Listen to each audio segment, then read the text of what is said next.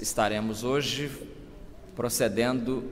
pensando na 14ª meditação desta epístola que o apóstolo Paulo escreveu aos Romanos, Romanos capítulo 7. Eu vou convidar a Maria Luísa para fazer a leitura desse texto, né? É um texto longo, então eu vou convidar alguém para ler, para dividir comigo essa tarefa de ler e de anunciar a palavra de Deus. Romanos capítulo 7, são 25 versículos, que ela vai ler agora, na tradução dela, não sei qual é que é, Revista e Atualizada no Brasil. Muito bem, a minha aqui é Almeida século 21, a sua pode ser Revista e Corrigida, outro usa a Nova Versão Internacional, outro usa a Nova Tradução na Linguagem de Hoje. Enfim, graças a Deus nós temos hoje uma diversidade imensa de traduções da Palavra de Deus. A gente tem que louvar a Deus por isso. Tem gente que reclama disso. Eu acho que a gente tem que louvar, é o contrário, porque senão você teria que aprender grego, aramaico e hebraico para ler o Velho Testamento, e teria que aprender grego para ler o Novo Testamento. Teria que aprender 3 idiomas orientais para poder ler a Bíblia, e aqui está na sua própria língua. Então louvemos a Deus por isso. Mesmo assentados como estamos, vamos ouvir então a leitura procedida pela irmã Maria Luísa Pinheiro da Conceição. Porventura ignorais, irmãos, pois falo aos que conhecem a lei, que a lei tem domínio sobre o homem toda a sua vida? Ora, a mulher está casada e está ligada pela lei ao marido, enquanto ele vive, mas se o mesmo morrer, desobrigada ficará da lei conjugal, de sorte que será considerada adúltera se, vivendo ainda com o marido, unir-se com outro homem. Porém, se morrer o marido, estará livre da lei e não será adúltera se contrair novas núpcias.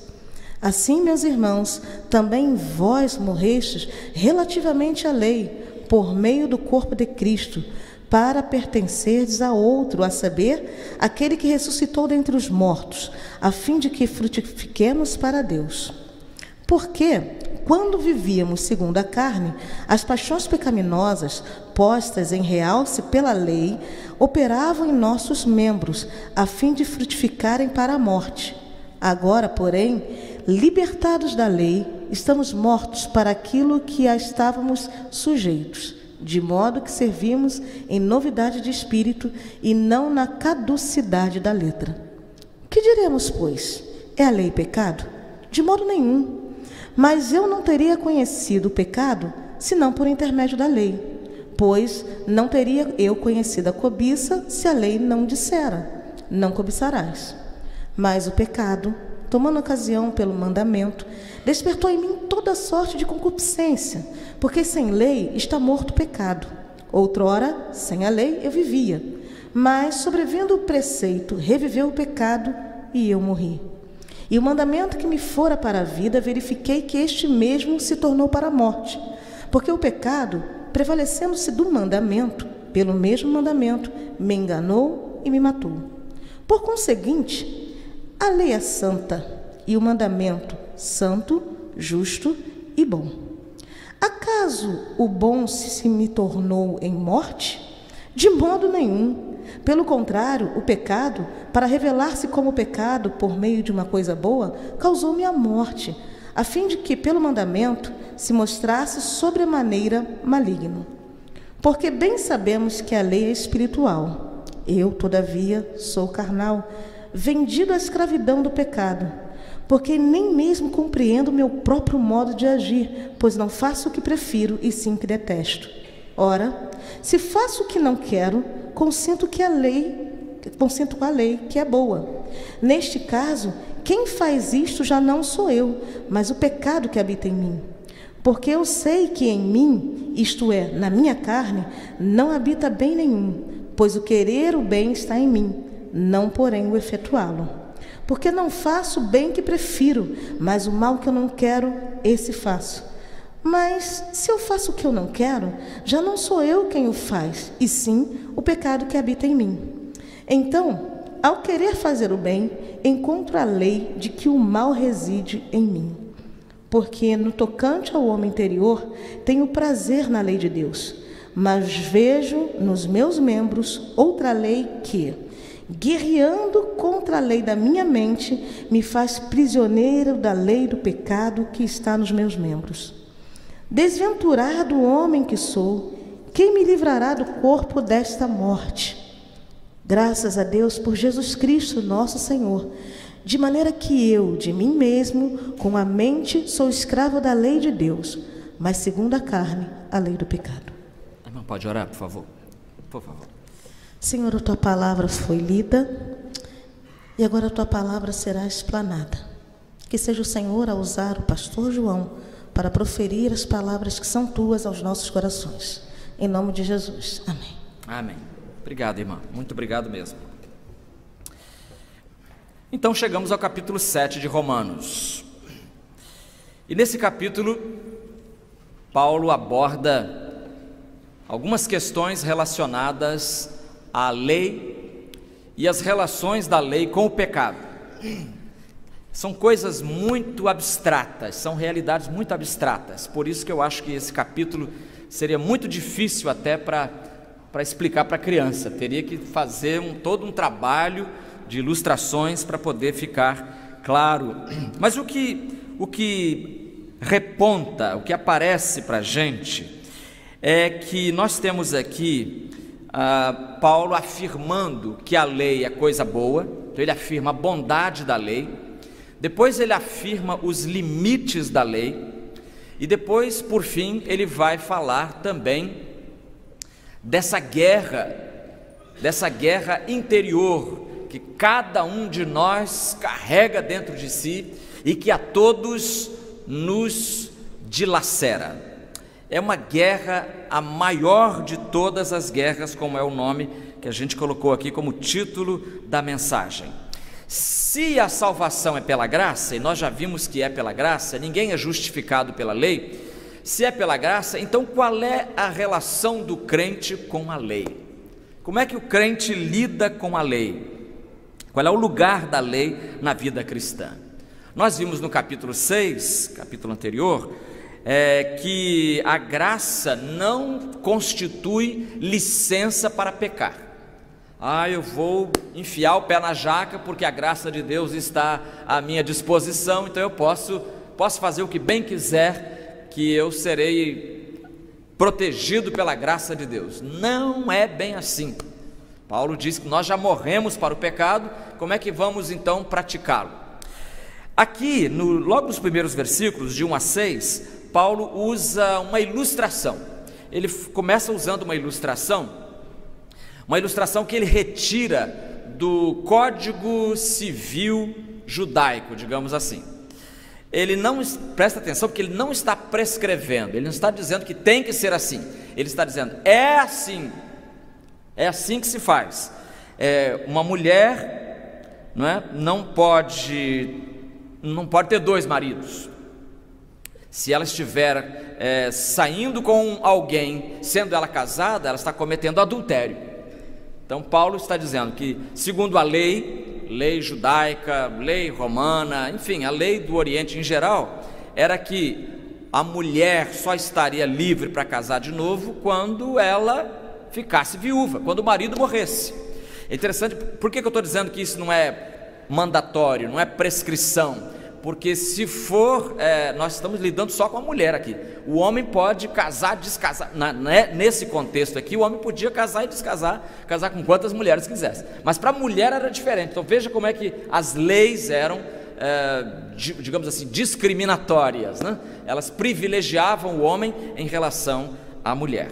Hoje, graças a Deus, as leis evoluíram e para nós hoje todos são iguais perante a lei, pelo menos no papel é assim que se lê, né? Todos são iguais perante a lei. Então ele pega essa imagem da mulher que não pode ter dois maridos, não pode ter dona Flor na vida espiritual.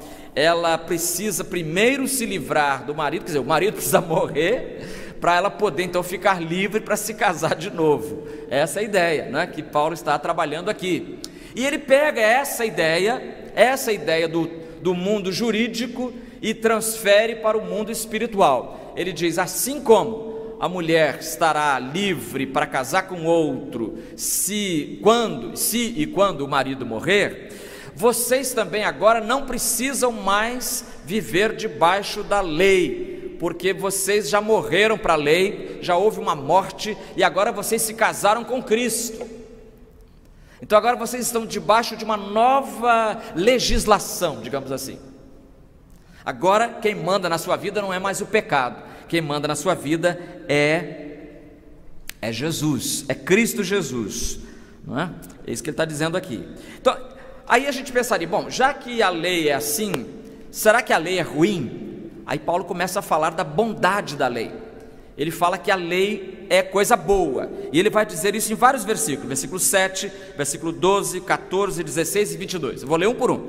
No 7 ele diz assim, na minha tradução Almeida século 21, que diremos, a lei é pecado? De modo nenhum, ou seja, de jeito nenhum. Toda vez que Paulo usa a tradução aqui de modo nenhum, lá no original é bem enfático, é nananina, não tem jeito, não é isso de jeito nenhum. Então a lei é pecado? A lei não é pecado.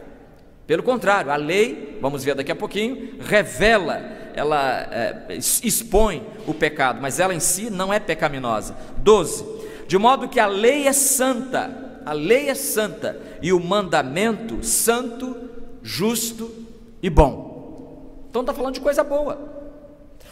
O mandamento é santo, justo e bom. Versículo 14, porque sabemos que a lei é espiritual. Então a lei é boa, é espiritual, é santa, é justa. Versículo 16, não entendo o que faço, pois não pratico o que quero. 16, e se faço o que não quero, concordo que a lei é boa. Concordo que a lei é boa. E o 22, porque no que diz respeito ao homem interior, tenho prazer na lei de Deus. Parece que Paulo aqui está fazendo eco das palavras do Salmo 1, no versículo 2, que ao descrever o justo, diz que o justo não se assenta na roda dos escarnecedores, ele não fica ali,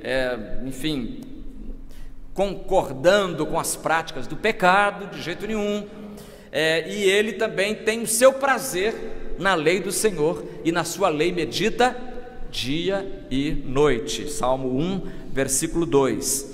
Então a lei é boa, e Paulo, quando está enaltecendo a lei, ele está fazendo coro com os salmistas. O salmista Davi, por exemplo, no Salmo 19, olha o que ele vai dizer sobre a lei. Vê se você acha que isso é coisa boa ou coisa ruim. A lei do Senhor é perfeita e restaura a alma. O testemunho do Senhor é fiel e dá sabedoria aos simples. Os preceitos do Senhor são retos e alegram o coração. O mandamento do Senhor é puro e ilumina os olhos. O temor do Senhor é limpo e permanece para sempre. Os juízos do Senhor são verdadeiros e inteiramente justos. Olha para onde ele até exagera na comparação. São mais desejáveis do que ouro, sim. A lei do Senhor é preferível a ter ouro. Olha só, para um judeu falar isso, ele tem que realmente estar amando muito a palavra de Deus. Sim, do que muito ouro puro, mais doces do que o mel que goteja dos favos. Também o teu servo é advertido por meio deles, dos teus mandamentos, e a grande recompensa em segui-los. E realmente, quando você percebe alguém seguindo, obedecendo à vontade de Deus, a palavra de Deus, a lei de Deus, você vê, esse país é bom, essa terra é boa.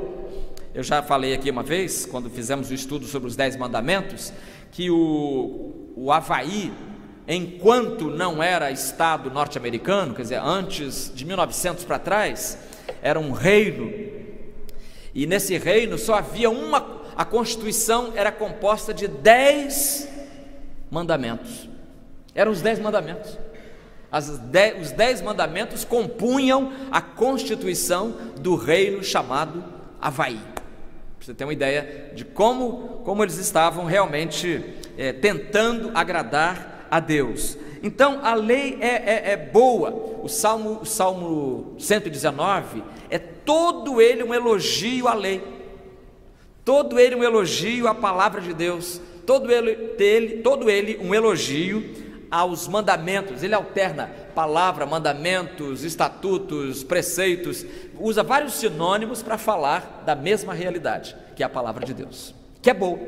Tanto que no versículo 18, Salmo 119, 18, ele ora assim: desvenda os meus olhos para que eles contemplem as maravilhas da tua lei. Ou seja, tira dos meus olhos, Senhor, esta venda que está aqui, impedindo que eu veja as maravilhas da tua lei. Então a lei é coisa boa, só pode ser. E aliás, você vai ler na lei de Moisés, em todo o Pentateuco, os 5 primeiros livros da Bíblia, você vai ler que a condição para Israel permanecer no pacto com Deus era a obediência à lei de Deus, à palavra de Deus. Então a lei é boa, não há discutir, concordamos todos que a lei de Deus é perfeita. Mas aí ele vai falar dos limites da lei. Dos limites da lei, como assim?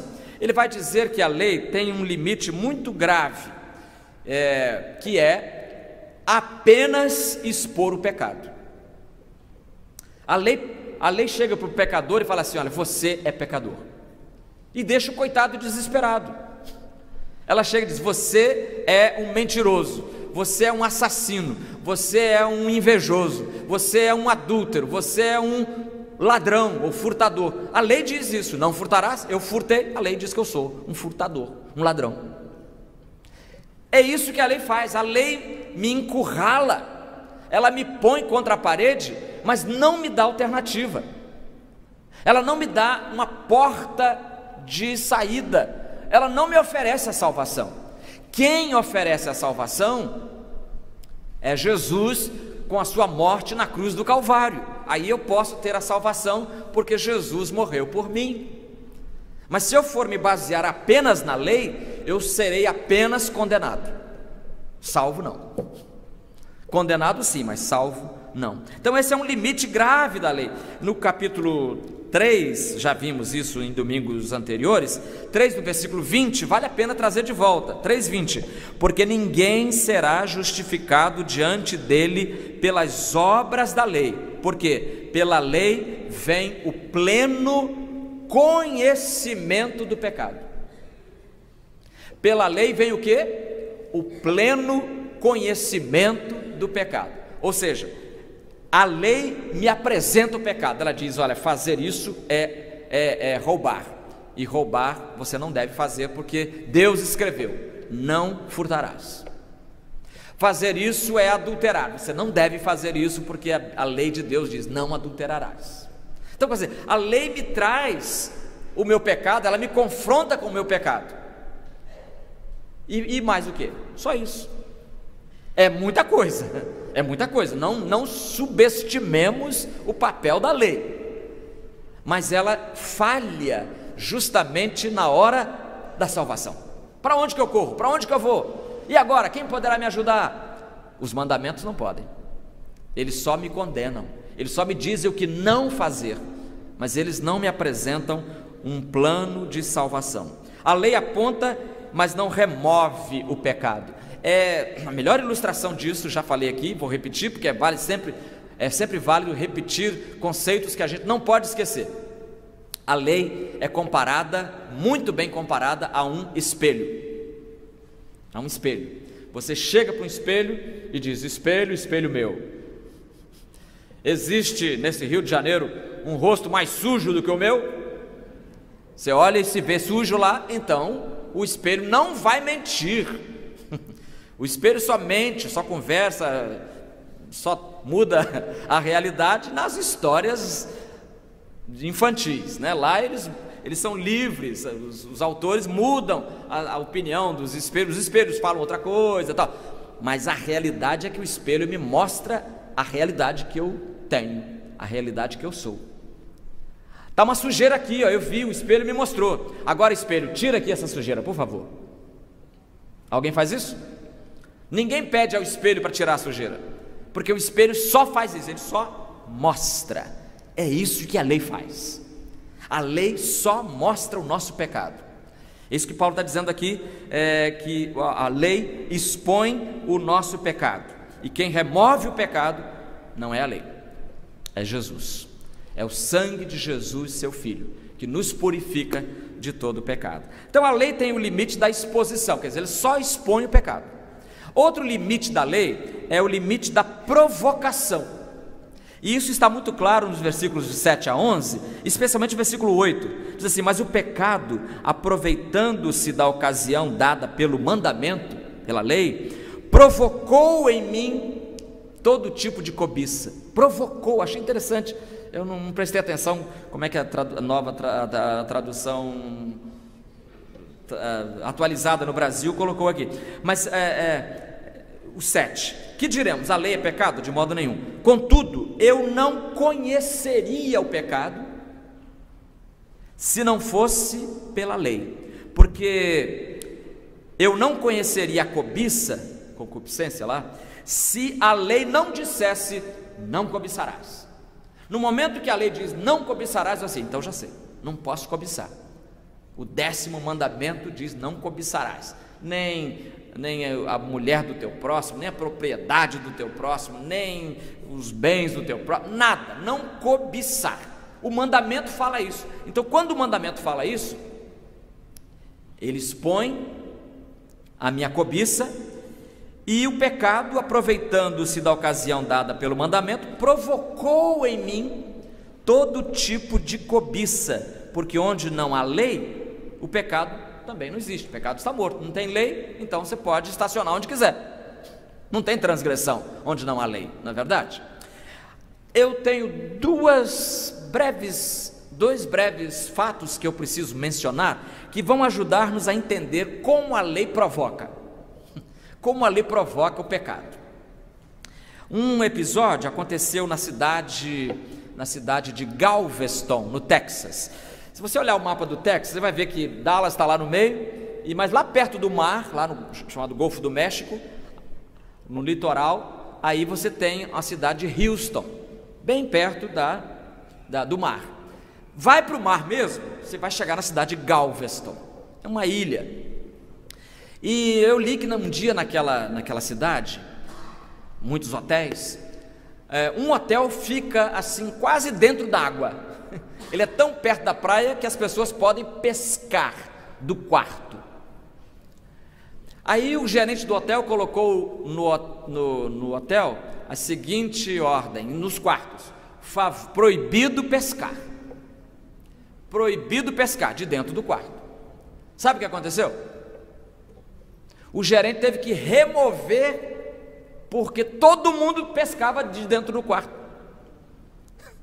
Parece que a ordem dada despertava nas pessoas o desejo da transgressão. O desejo da transgressão. E isso é impressionante. Não sei se você já viu programas de televisão em que programas, a câmera escondida, e aí tem assim uma praça e um botão lá no meio e uma plaquinha: não tocar no botão. Você já viu isso? É muito interessante, a gente ri mesmo, porque as pessoas passam, não tocar no botão, elas passam, vão, aí voltam, não tocar no botão, aí vai de novo e volta, e fica dando volta ali, e vai lá e e pá, e todo mundo fica congelado, a praça inteira fica, aí a pessoa, gente, que botão é esse? Mas tudo combinado, é claro. Ou seja, o desejo é despertado no momento em que a ordem é dada para não se fazer aquilo. Então o gerente resolveu o problema retirando o aviso. Retirou o aviso, ninguém teve a ideia de pescar de dentro do quarto. Interessante. O outro exemplo que eu trago aqui é o exemplo de Agostinho. Agostinho escreveu esse livro chamado As Confissões. As Confissões de Santo Agostinho. Olha, leitura, se você ainda não leu, quem sabe 2020 é o ano da leitura. Aqui no livro 2, capítulo 4, ele confessa um pecado que ele cometeu.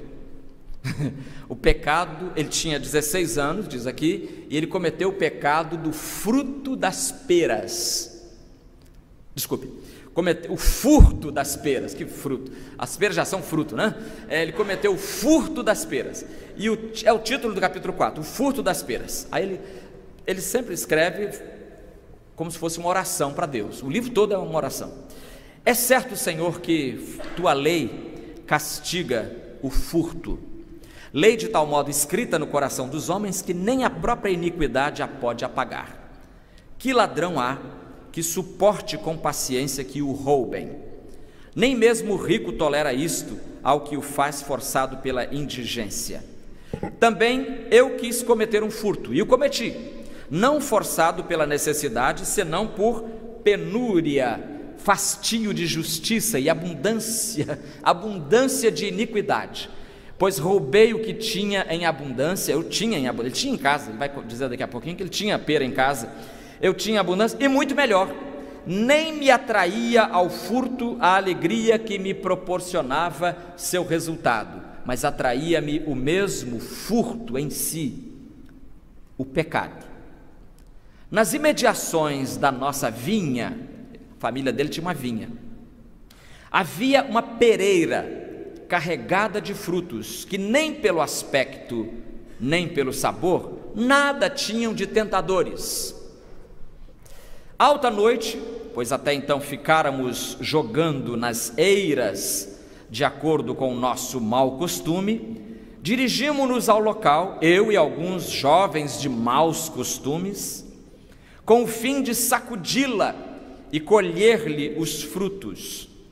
E levamos grande quantidade dos mesmos, não para saboreá-los, mas para jogá-los aos porcos, embora comêssemos alguns, sendo nosso deleite fazer o que nos agradava, justamente pelo fato de ser coisa proibida.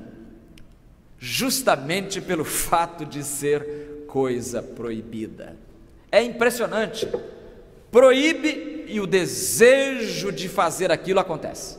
O desejo vai crescendo. E é isso que Paulo está tratando aqui. É disso que Paulo está falando. Que o pecado, a lei, ao dizer não cobiçar, me estimula a cobiçar. Olha que coisa. A lei me anima a fazer coisa que eu talvez não fizesse se eu não lesse. Não furtarás. Não pode roubar. Talvez se ninguém falasse não pode roubar, ninguém roubasse. Talvez. Mas se Deus colocou não roubarás, é porque Deus sabe que nós somos ladrões incuráveis.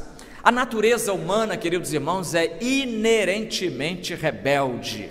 Nós somos assim por dentro, e por mais verniz que a cultura coloque em nós, por mais verniz que a educação escolar colocou em nós, por mais verniz que a nossa família nos coloca, ainda assim nós somos incrivelmente pecadores, e esse pecado está dentro de nós, como vamos ver agora na terceira e última parte, que é a guerra em si. A maior guerra do mundo não é a Segunda Guerra Mundial. A maior guerra do mundo não foi a Primeira Guerra Mundial. A maior guerra do mundo é aquela que é travada todo dia dentro de você.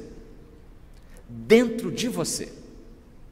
Ali se trava a maior batalha do mundo. Do versículo 15 em diante, o apóstolo Paulo abre o jogo. 2011, eu acho, na Convenção Batista Brasileira que houve na cidade de Foz do Iguaçu, quem pregou foi o pastor, aquele americano que morreu, esqueci o nome dele agora, Russell Shedd, obrigado. Russell Shedd pregou, e ele falou uma coisa interessante, ele falou assim, olha, muita gente pensa que Romanos 7, Paulo está falando de outra pessoa, mas eu concluo que Paulo está falando de si mesmo. O que ele está falando de si mesmo? Isso aqui, versículo 15 em diante. Não entendo o que faço, pois não pratico o que quero, e sim o que odeio. E se eu faço o que não quero, concordo que a lei é boa. Agora, porém, não sou mais eu quem faz isso, mas o pecado que habita em mim. Porque eu sei que em mim, isto é, na minha carne, não habita bem algum. Irmão, sublinha isso na sua Bíblia, decora isso, leva isso para o ano 2020, para você conviver com essa verdade triste. Não existe em minha carne nenhum bem. Eu sei que na minha carne não habita bem algum, pois o querer o bem está em mim, mas não o realizá-lo. Também no versículo 19 ele diz: pois não faço o bem que quero, mas o mal que não quero. O bem que eu quero fazer não faço, mas o mal que eu queria evitar, faço. Vai me entender? Quem consegue me entender? Olha, claro, John Stott diz que Paulo está encenando, ele está fazendo um personagem. O outro já acha que Paulo está falando da sua luta constante. É difícil saber, mas para mim a verdade é que nós todos, em algum momento da nossa vida, nos vemos enfrentando esta guerra. Uma guerra que existe dentro de nós, que aliás o apóstolo Paulo dela escreveu em outra carta aos Gálatas, capítulo 5, no versículo 17, ele diz assim: porque a carne luta contra o espírito, e o espírito contra a carne, eles se opõem um ao outro, de modo que não conseguis fazer o que quereis. Você quer vir à igreja, mas uma força mais forte, pior, puxa você para fora da igreja. Você quer contribuir, mas outra força puxa para não contribuir. Você quer evangelizar, mas outra força puxa para não evangelizar, que bota você envergonhado. Você gostaria de pontinhos, mas o pecado que habita dentro de você diz: não vai conseguir fazer isso não, porque a carne luta contra o espírito. Gálatas 5,17, a carne luta contra o espírito e o espírito contra a carne, eles se opõem um ao outro, eles se atracam dentro de você. Você é um campo de batalha entre o bem e o mal, entre a carne e o espírito.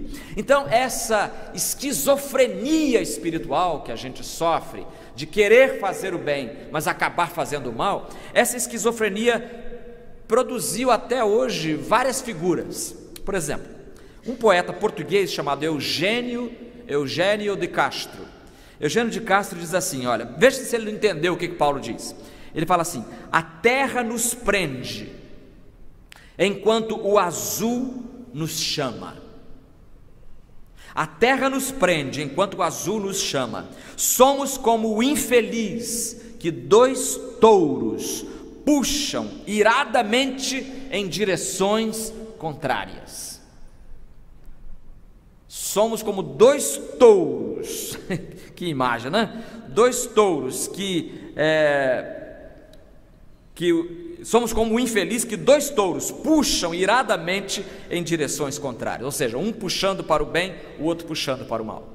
Um querendo que nós subamos rumo ao azul, outro querendo nos prender aqui embaixo à terra rasteira. Eugênio de Castro falou isso. Eu acho que ele bebeu isso, sabe aonde? Em Platão, porque o filósofo grego Platão comparava a pessoa humana a um cocheiro que guiasse dois cavalos, lá é touro, o que é cavalo? Dois cavalos possantes, e cada um deles puxasse o carro em direções opostas. Para onde que esse carro vai?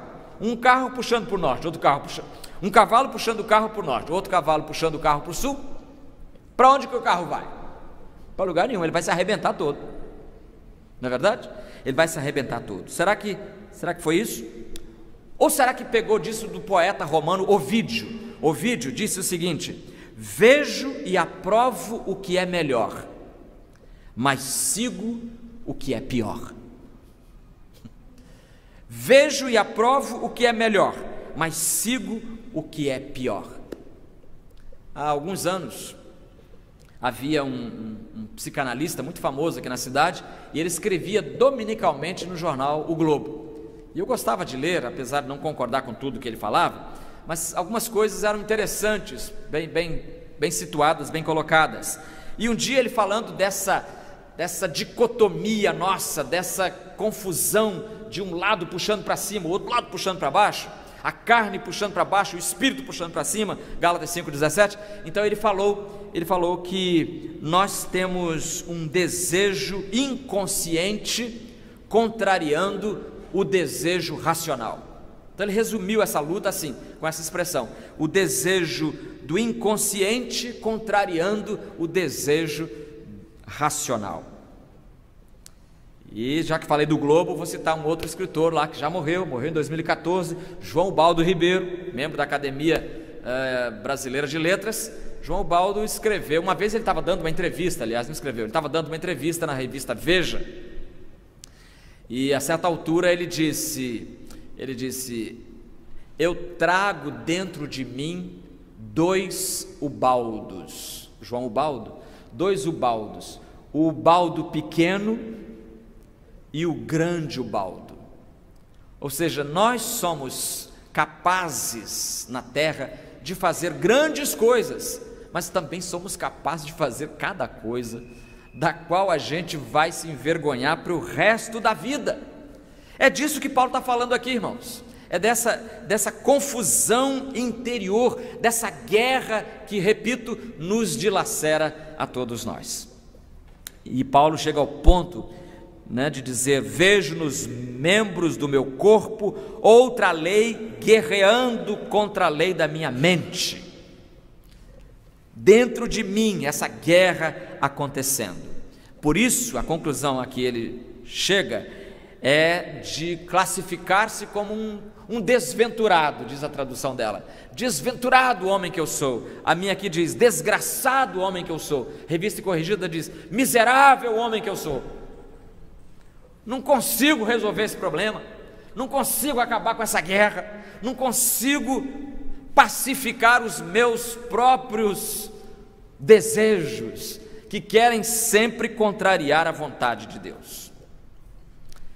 Uma sequela triste que o pecado deixa na gente é essa escandalosa incoerência racional, de ao mesmo tempo ser capaz de grandes coisas, mas perfazer pequenas coisas, realizar pequenas coisas. Nós pensamos no bem, mas produzimos o mal. Nós defendemos o direito, mas vivemos o torto. Falamos de fé, mas praticamos a incredulidade. Por isso Paulo lamenta: miserável homem que eu sou. Oh, que situação! Quem me livrará do corpo desta morte? Quem que vai acabar com essa guerra dentro de mim? Aí ele responde, termina o versículo 25: graças a Deus por Jesus Cristo, nosso Senhor. Neste capítulo 7, Paulo menciona apenas uma vez o Espírito Santo.